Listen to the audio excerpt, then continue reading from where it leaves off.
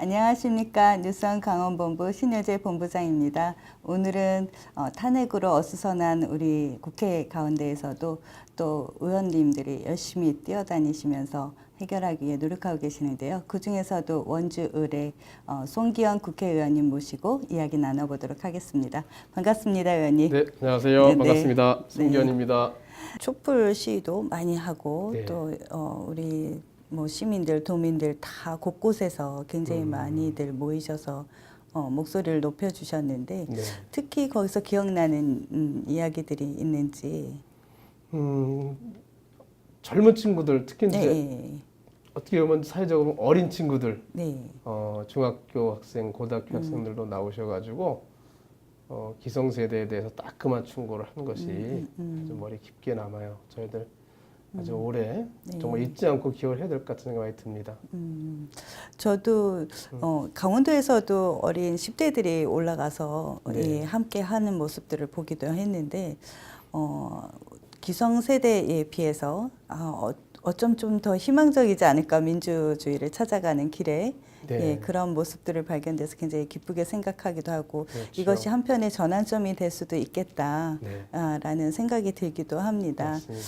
네, 요즘은 또 산업통상자원위원회에서 열심히 활동하고 계셔서 의정활동으로 바쁘신데요. 어떤 방향을 설정하고 계신 게 있는지 꼭 올해 이런 것들은 이뤘으면 네. 좋겠다 보고 계시는 게 있는지요. 저희 산업통상자원위를 간단히 설명을 드리면 네. 저희들은 이제 산업 전반에 관한 부분하고 네. 또 하나는 중소기업에 관련된 부분하고 중소기업은 물론 이제 소상공인 소기업 들어가죠. 또 하나는 에너지에 관련된 부분, 그러니까 특허에 관련된 부분 이렇게 네 분야로 크게 나눌 수가 있습니다. 네. 올해는 저희들이 이제 저희 그 더불어민주당에서 특별히 신경을 쓰는 부분은요. 소상공인이나 중소기업들이 말하자면 자영업을 하시거나 서민경제 안에 들어와 계신 분들께서 먹고 사는 문제를 좀 해결할 수 있도록 하는 부분에 집중하고 있습니다. 네. 원주에도 구도심이나 특히 이제 시내인데도 불구하고 자영업자들이 굉장히 어려움을 많이 겪는 것 그렇죠. 같더라고요. 그래서 그런 부분에서 또 원주에도 어떤 변화가 필요할 것 같기도 한데요. 네. 그 통상자원위원회 있으시면서 원주에 이런 일들은 좀 해야 되지 않을까라고 또 구상하고 계시는 게 있는지. 이제 원주에서 원도심이라고 네. 얘기를 네. 하죠. 뭐 네. 전통시장도 있고 일반 상가도 있고 그렇습니다. 네. 기존에 있던 이 소상공인들, 소기업들께서 이제 대형 유통센터가 들어오면서부터 많은 피해를 입은 부분도 있고요. 네. 네. 또 하나는 전체적인 경제가 나빠지면서 피해갈 부분도 있고, 특히 요즘은 인터넷 통한 거래가 굉장히 활성화가 됐기 때문에 그 오프라인 쪽에서 일반 네. 매장에서 하는 부분이 영향을 많이 받고 있습니다. 그러면 우리 정부 차원에서는, 국회 차원에서는 그 기존의 소상공인들께 어떻게 하면 도움을 줄 수 있을까 생각을 해보니까 첫 번째는 유통 구조를 좀 명확하게 하고 대기업이나 큰 기업에 의해서 피해를 받지 않도록 하는 것이 중요하다고 생각이 들고요. 또 하나는 이분들이 기존에 해오셨던 이제 예를 들어서 매장 진열이라든지 아니면 뭐 여러 가지 홍보라든지 이런 부분이 기존에 신경 안 쓰셨지 않습니까? 네. 이제 나들 가게라든지 이런 부분을 특히 예를 들 수 있는데 거기에 저희들이 좀 요즘 새로운 시대에 맞게 진열도 할 수 있고 홍보도 할 수 있는 방안을 저희들이 마련을 해서 예산을 지원하도록 하는 쪽에도 신경 많이 쓰고 있습니다. 소상공인들의 또 희망이 되지 않을까 네. 기대가 꼭 좀 노력을 됩니다. 하겠습니다. 네, 이번에 올림픽 얘기를 좀 나눠보도록 네. 하겠습니다. 네. 강원도 하면 사실 올림픽을 그렇죠. 빼고 네. 지나갈 수가 없고 맞습니다. 최근 1월, 2월 계속해서 테스트 이벤트로 굉장히 바쁘게 네. 지나가고 있는데요. 이 올림픽 얘기에서 또 빠질 수 없는 게 최순실 게이트 아니겠어요? 그렇죠. 네. 그래서 이 문제에 대해서 어떤 이거는 뭐 여야를 떠나서 네. 모두가 공범이다라는 네. 우리 국민들의 비난도 좀 있고요. 그렇죠. 이 부분에 대해서 어쨌든 안정화를 찾아가야 하고 그렇죠. 올림픽을 이뤄가야 하는데 어떤 방향이라든가 지금 이제 드러난 것들에 대한 정리 이런 것들이 필요할 것 같은데 어떻게 보시는지요? 지금 오염이 됐다고 할까요? 네, 네. 동계올림픽이 최순실 게이트 때문에 오염이 된 부분이 있어서 네, 국민들께서 생각하실 때 그 선뜻 받아들이지 못하시는 부분이 있는 것이 큰 문제라서요. 네. 가장 먼저 지금 그 동계올림픽에 드리워진 최순실 게이트의 그림자를 걷어내는 것이 첫 번째 일일 것 같고요. 또 냉정하게 따져보면 저희 최순실 게이트와 동계올림픽과 비교를 해보면요. 최순실 그 쪽에서 동계올림픽을 이용하려고 했지만 실제로 들어온 부분은 없습니다. 여기서 어떤 이득을 얻은 부분은 영재센터나 체육영재센터 좀 그 부분에 조금 있고 다른 부분은 없고 다만 올림픽이 피해를 입은 부분은 늦어진 건 피해를 봤죠. 예를 들어서 개폐 시장 같은 경우에 애초에 조직위원회에서 계획했던 것과 다른 것을 최순실 그쪽에서 주장하는 바람에 한 6개월 정도 늦어진 그런 피해를 보고 있죠. 어쨌든 그래도 지금 우리 올림픽이 진행되고 있는 과정에서 최순실이나 그 주변에 있던 사람들이 이득을 얻는 구조는 없다는 것을 분명히 알아주시길 부탁드리고 그렇기 때문에 지금까지 이루어진 걸 기초로 해서 끝까지 잘 완수하면 충분히 올림픽을 성공적으로 할 수 있는 기본적인 기반은 될 수 있습니다. 예, 올림픽에 늦어진 것 외에도 이미지 타격이 가장 힘들었던 네, 거 아닐까 생각이 들고요. 또 그걸로 인해서 붐업이 또 안 되는 게 또 안타까운 현실인 것 같아요. 그렇죠. 이제 붐업 부분은 붐업에 관련된 예산 부분이 계속 지원이 안 됐어요. 네. 지원이 안 된 부분은 최순실 게이트 관련된 사람들이 붐업에 관련된 문화활동이나 예술활동 이런 부분을 자기들이 유리한 쪽으로 가져가려고 하다 보니까 적절히 지원이 안 된 부분이 있습니다. 이제 그런 것이 다 걷어졌기 때문에 여야를 떠나서 국회가 전적으로 지원을 해서 나서고 있고요. 여기에 맞춰서 정부도 나서야 되는데 좀 현재로서는 안타까운 부분은 이제 문체부 장관이 구속된 상태이기 때문에 그리고 사표를 냈죠. 문체부 장관 현재 장관이 없는 상태고 문체부에 상당히 많은 부분들이 많은 이제 고위공직자들이 최순실 게이트 연루가 돼 있기 때문에 적극적으로 나서지 못하는 상태가 있죠. 그 부분이 좀 지금으로서 어려운 부분이 있는데 이 부분 조만간 정리가 될 것이라고 보고 정리가 되는 대로 정말 적극적이고 대폭적인 지원을 이끌어내야 될 것 같습니다. 네, 지난번에 그 올림픽 페스티벌에 한교안 대통령 권한대행 참석하셔서 앞으로 올림픽에 적극 지원하겠다 또 얘기도 하시고 뭐 961억인가를 지원하겠다라고 말씀도 하셨었는데 그 부분에 대해서 이제 저희가 문화올림픽에 사실 예산을 못 받아서 올림픽다운 올림픽의 계획이 안 이루어지고 있는 것이 안타까운 거잖아요. 그렇죠.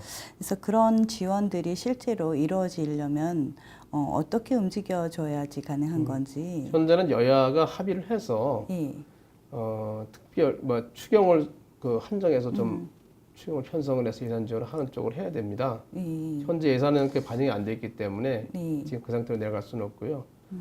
추경을 통해서 예산을 새로 편성하고 그 이전은 급한 대로 예비비를 통해서 집행을 될 수 있도록 해야만 관련된 예산이 나올 수 있습니다. 아시겠지만 빨리 나와야죠. 얼마 안 그러게요. 남았는데. 이제 1년도 안 남은 상황이 됐는데. 문제는 지금 황교안 총리가 그런 부분을 적극적으로 집행할 수 있는 상태가 아니죠. 전국이.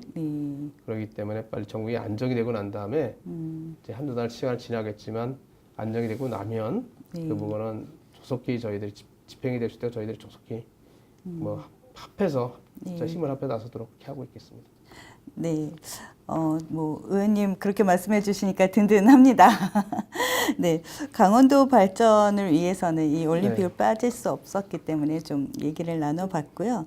의원 활동하기가 강원도가 좀 어렵잖아요. 뭐 8분 중에 7분이 자유한국당이시고 두 명이 이제 바른정당으로 그렇죠. 최근에 바뀌셨고 그래서 어쨌든 여당과 야당의 보수파와 또 진보의 차이점들이 많기 때문에 이런 부분에서 부딪힐 수도 있기도 많을 것 같다는 생각도 들어요. 네, 저도 그렇고 이제 다른 의원님들도 대부분 뭐 전부는 아니겠죠. 뭐 대부분은 지역에 와서는 이렇게 정당과 관련된 그런 것을 안 하려고 합니다.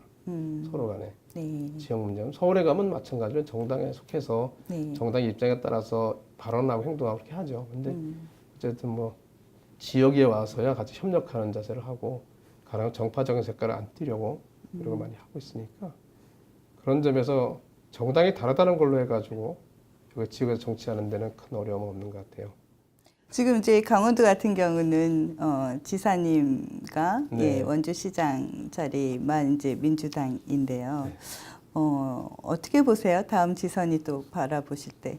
다음 지선은 막 대선과 영향을 많이 미칠 대선의 영향을 많이 받을 것 같아요. 네, 근데 이제 우리 지사에 관련된 강원도지사 관련된 부분을 보면 네, 최근 한 20년간은 어떤 당이 집권을 하든지 간에 도지사는 반대당, 야당이었어요. 계속해서. 예, 이번은 뭐 제 소망이긴 하지만 네, 네, 저희가 집권을 하고 강원도지사도 네, 우리 저희 당이 승리를 해서 이제는 여당 지사 좀 한번 네. 만들어서 같이 좀 일하고 싶다는 생각이 듭니다. 그것도 좋을 것 같아요. 네. 예, 워낙 이렇게 당이 다르다 보니까 예산 따오는 게 만만치 않다고 하는 얘기 많이 들었거든요. 맞습니다. 예, 그런 부분에서 이번에는 또 같은 여당이 되면 좀 힘을 발휘하지 않을까. 강원도가 이렇게 구박받는 도가 아니라 또 무대받는 도가 되지 않을까. 저는 그렇게 만들려고 노력하겠습니다. 감사합니다. 원주도 마찬가지일 것 같아요. 네, 원주도 이제 많은 18개 시군 중에서 지금 유일한 민주당 한 곳이다 네, 보니까 힘을 발휘하는데 좀 어렵지, 예산 타오는 게 좀 어렵지 않을까. 예. 원주는 조금 좀 약간 다르게 좀 생각을 합니다. 원주는 네. 기초자치단체는 정파적 색깔이 조금 줄어들었으면 좋겠다는 생각을 합니다. 오히려. 오히려. 예, 예. 뭐 공천이나 이제 이런 문제도 있는데 네, 네. 공천을 받는다고 하더라도 네. 시의원과 시장까지도 정파적인 색깔에 휘둘려 가지고 뭐 참부로 나눠지고 한다고 하면 시에 도움이 안 될 것 같거든요. 네. 왜냐하면 시에서 이루어지는 문제는 대부분 정치적인 이념하고는 거의 관련이 없는 일들이 대부분이에요. 그래서 이 시의원 한쪽이 뭐 시의원들이 시상하는 것에 반대한다 그러면 네. 그게 사실은 그것이 어떤 정책 이념에 관련돼서 했다기보다는 정파적인 어떤 그런 감정이나 이런 것 때문에 많이 생기는 경우가 있다고 보거든요. 네. 그러면서 볼 때는 시 단위에서는 기초자치단체 단위에서는 좀 정파적인 게 없는 것이 좋지 않을까 생각을 하고요. 네. 그런 면에서는 또 원주시장이 저희 당이 되는 게 좋긴 한데 현재 구도로서는 그래도 다음에 저희가 또 이기도록 저희도 노력 또 해야 될 것 같습니다. 네, 당 얘기는 네, 그렇게 좀 들어봤고요. 원주 지역구 얘기를 조금 한두 가지 좀 궁금한 것들이 있어서요. 지금 원주 을 지역은 사실 혁신도시로 지금 발전이 굉장히 급속하게 되고 있어서 이 도시가 이제 완성 단계죠. 그런데 좀 아쉬운 거는 밤에 굉장히 깜깜하다. 그거는 그만큼 이쪽으로 인구 이동이 없었다라는 얘기가 될 것 같아요.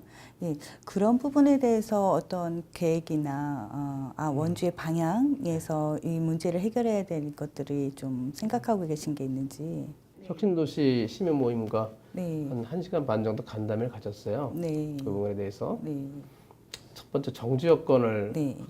좀 조속히 완성하는 게 중요한 것 같고요. 네. 두 번째는 교통 문제도 굉장히 혁신도시 계신 분들께서 부족하다는 생각을 하고 계시고요. 일단 사람들이 많이 와서 주중뿐 아니라 주말까지 계시려면 네. 여기에 와서 사셔야 되는 사람이 많은 그러니까 공공기관이 많이 들어선 만큼 공공기관에서 근무하시는 분들이 완전히 내려와서 하시는 가족과 같이 내려와서 하시는 그런 비율이 높아져야 되겠다는 생각을 많이 하고요. 그걸 위해서 여러 가지 교육이나 문화라든지 아니면 뭐 다른 여러 가지 의료라든지 그런 부분 여건을 마련해야 될 것 같습니다.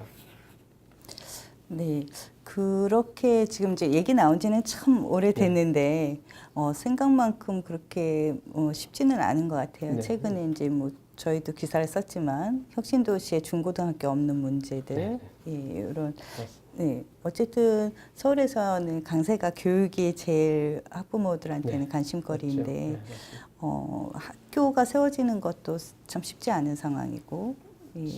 지금 이제 중학교는 이제 버들중학교 그 이름 때문에 또 다툼이 있긴 한데 중학교가 이제 3월달에 개교를 하니까 폐소가 될 것 같고 가장 문제가 되는 부분 남자 고등학교가 없다는 부분이 이제 가장 아쉬운 부분이죠.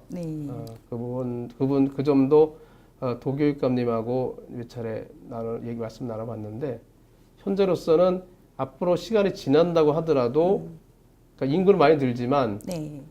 인구가 늘어나는 것만큼 고등학교 학생들이 그만큼 늘어나겠는가에 대해서 의문을 좀 갖고 있어요.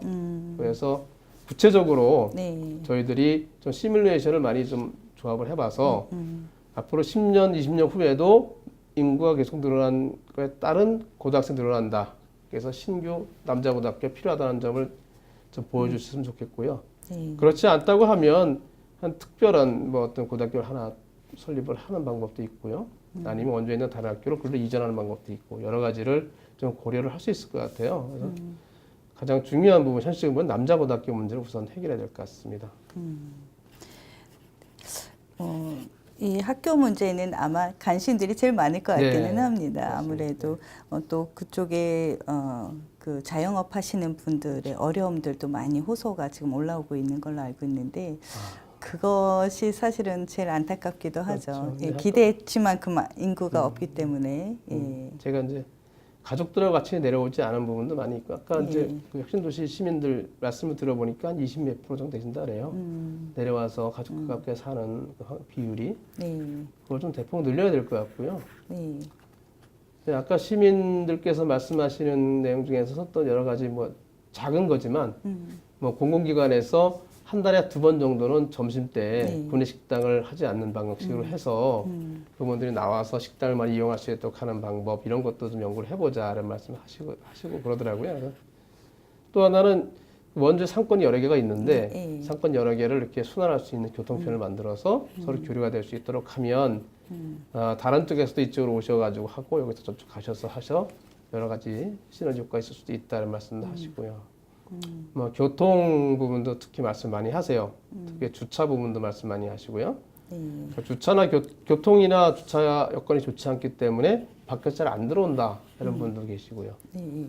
아직까지는 또 여러 가지 이제 문화나 이런 여건이 안 돼 있기 때문에 그 안에서 뭐 즐기고 먹으려고 즐기고 뭐 음식을 먹고 어울리려고 하는 그런 문화가 아직 안 돼 있다 말씀을 하셔서 제가 그 시민들께 들은 이야기들을 좀 많이 정리를 해서 우리 시라든지 도라든지 아니면 그 공공기관이라든지 저희가 협의를 하고 여러 가지 방안을 강구를 해서 실현을 해야 될 것 같습니다. 예, 바쁘신 와중에도 시민들 목소리 들으려 또 시간을 내셨었나 본데 네. 그렇게 이야기들을 들어주는 것이 참 시민들한테는 힘이 될 것 같습니다. 이제 실현을 예. 해야죠. 뭐 네. 그런데 이야기만 들어서는 안 되는 거니까. 뭐 들으셨으니까 이행하지 않으시겠어요? 예, 그것도 있고 이제 또 한 가지 더 묻자면 공공기관이 지금 13개가 거의 네. 다 들어온 상태인데 가장 저희가 기대했던 거는 실업자 해결을 거기서 되지 않을까라는 기대치인데 제가 막상 구인하는 숫자들을 파악해 보니까 그렇지 않더라고요. 굉장히 적은 숫자고 더군다나 강원도에서 취업을 그쪽으로 공공기관에 한다는 건 하늘의 별 따기인 것 같습니다. 10몇 프로 정도밖에 안 되죠. 네.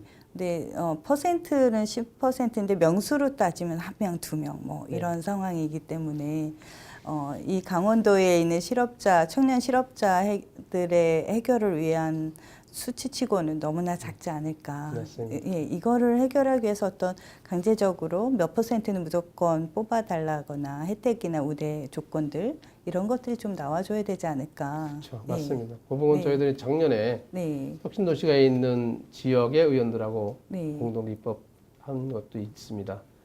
그거 떠나서 또 한편으로는 이제 원주 시내 대학이나 고등학교에서 네. 혁신도시에 있는 공공기관이 필요한 인재를 또 길러내는 부분도 신경 써야 될 것 같고요. 네. 기본적으로 이제 우리 본부장님께 말씀하신 것처럼 신규를 뽑는 인원이 많지를 않아요. 네. 다 합혀도 거기에 몇 퍼센트면 그만큼 더 적은 거죠. 그러니까 혁신도시 공공기관뿐 아니라 이제는 혁신도시 공공기관의 업무와 관련된 유관 기관이나 단체를 더 일로 원주로 혁신도시로 유치를 하는 것이 또 더 큰 길일 수 있을 것 같아요. 그 유치가 쉽지는 않더라고요. 유도를 보면. 장기적으로 해야죠. 예. 그런 부분 신경을 쓰고 뭐 유치지원센터라든지 그런 부분도 지금 추진하고 있다가 지금 잘 실현이 안 되고 있는데 그런 걸 통해서라도 실현을 좀 해야 될 것 같습니다.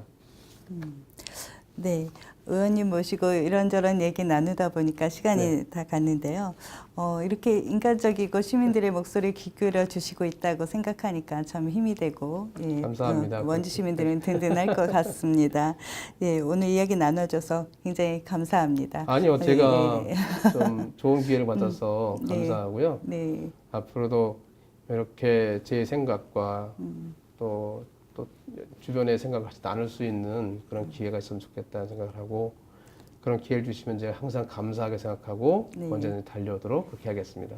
네. 이제 마지막으로 우리 원주 시민들께 인사 한마디 나눠주시면 좋겠습니다. 네. 네, 안녕하세요. 반갑습니다. 원주시 을 국회의원 더불어민주당 소속 송기현입니다. 지난 한 해도 시민들로부터 많은 지지를 받고 응원을 받았습니다. 감사합니다. 시민들께서 바라는 바를 제가 다 이루지 못한 점을 죄송합니다. 앞으로 제가 더 노력을 하겠습니다. 더 많이 소통을 하고 또 더 많이 공부를 하겠습니다. 그리고 중앙정치 무대에서는 더 많이 뛰겠습니다. 제가 필요한 데는 늘 원주 시민들과 함께 하겠습니다. 저는 원주 시민들의 든든한 힘이 되는 이웃이고 싶고 그런 이웃이 될 수 있도록 항상 더 노력하겠습니다. 고맙습니다. 정의연 새해 복 많이 받으십시오. 감사합니다. 네. 지금까지 송기현 국회의원님 모시고 이야기 나눠봤습니다. 감사합니다. 네.